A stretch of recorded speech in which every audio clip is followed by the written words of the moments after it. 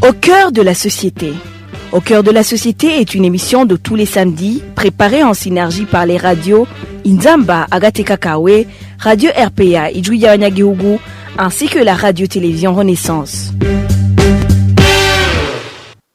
L'élevage de poules est l'une des activités génératrices de revenus qui assure les moyens de subsistance pour certains réfugiés burundais vivant dans le camp de Mahama à l'est du Rwanda. Les éleveurs de poules développent surtout le commerce des œufs. Comment s'organise cet élevage de poules? Que rapporte-t-il au juste? C'est à ces questions que va répondre le mini-magazine Au cœur de la société de ce 4 janvier 2020. Il vous est présenté par Thierry Bigirindavi. L'un des éleveurs de poules du camp de Mahama s'appelle Jérôme Bazumutima. Notre confrère de la RPA, Emile Nibasumba, nous dit plus sur l'élevage de Jérôme. Elles sont de bonnes pondeuses, selon les éleveurs.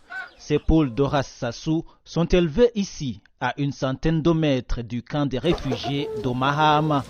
Au début de son élevage, en 2018, Jérôme Bazumutima avait seulement 7 poules. Aujourd'hui, il en a une cinquantaine. Ici, il y a un problème d'avoir les nourritures pour les poules. Et donc,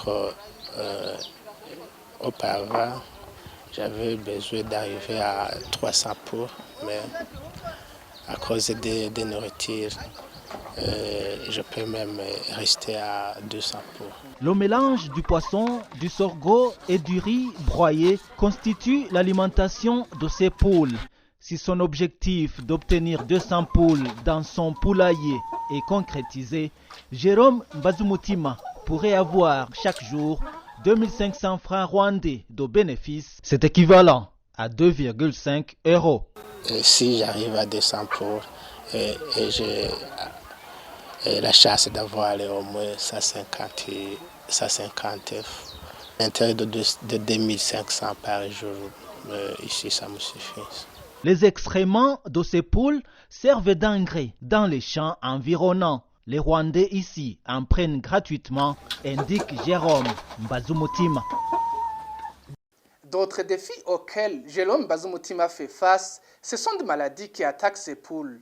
Quelquefois, il y a des épidémies périodiques. Donc, il y a un problème d'avoir les médicaments pour soigner les poules. Et en plus, il n'y a pas de vétérinaire. Nous demandons de nous donner des terrains favorables pour faire des petites activités comme les élevages. Donc, ici le milieu que nous utilisons pour élever, nous donnons des loyers annuels, mensuels, et ça va empêcher l'évolution de notre élevage. C'est un handicap majeur. Au micro de Parfait Mudasigana de Radio Inzamba, le représentant des réfugiés burundais du camp de Mahama, Jean Bosco Nukibishatse, explique que l'élevage qui se pratique autour du camp est d'une importance capitale.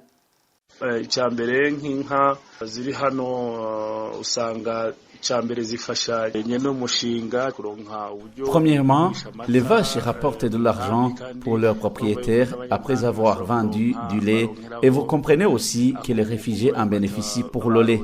En plus de cela, pendant les fêtes, certains réfugiés ont acheté par exemple de la viande de lapin. Ceci a été possible grâce à cet élevage. De la viande de poule était également disponible. Nabo binezereze ibi byose biva muri bajye nyine usanga bororoye hafi y'inkambi. Rero mu cyamake ari ufise ubworozi canke ari impunzi muri rusange twe turi mu nkambi.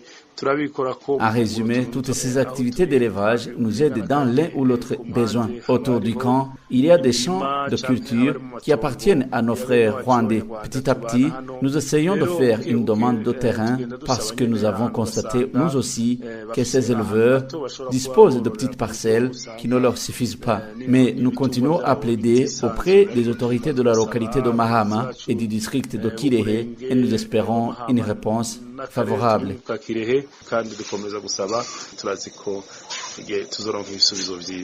Le camp de réfugiés de Mahama a été construit en 2015. C'est au cours de cette année que certains Burundais ont commencé à fuir les représailles liées aux contestations du troisième mandat de Pierre Nkurunziza. Parmi les plus de 60 000 réfugiés burundais qu'abrite aujourd'hui ce camp, certains s'organisent à travers des activités génératrices de revenus, dont l'élevage de poules. Et c'est ici que prend fin le mini-magazine au cœur de la société. Il vous était présenté par Thierry Bigirindavi.